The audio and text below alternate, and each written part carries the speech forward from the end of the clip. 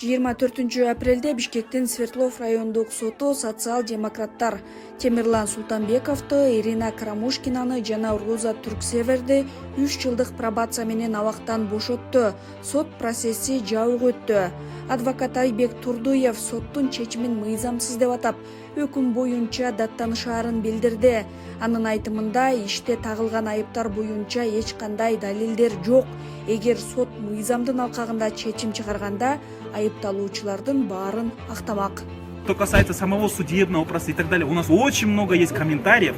Мы после консультаций обдуманно, безусловно, предоставим общественности и нашему народу полную информацию мы предоставим. Но, однако, я хочу сказать, что мы с переговором не согласны и будем его обжаловать. Социал-демократтардын иши былтыр ноябрда Бишкек шаардык кеңешин шайлоого бир нече күн калганда башталган.